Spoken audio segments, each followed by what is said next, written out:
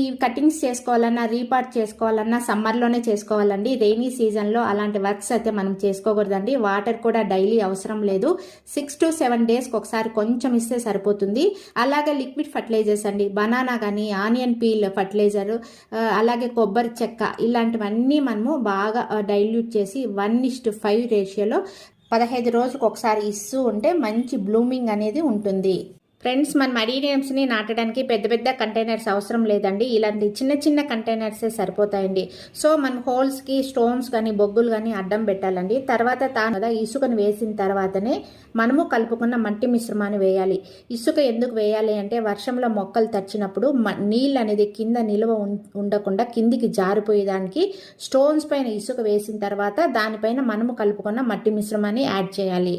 So ఈ కంటైనర్కి 3/4 ఈ మట్టి మిశ్రమాన్ని యాడ్ చేసిన తర్వాత మొక్కని ఇలా పైకి పెట్టాలండి. అంటే కార్డెక్స్ అనేది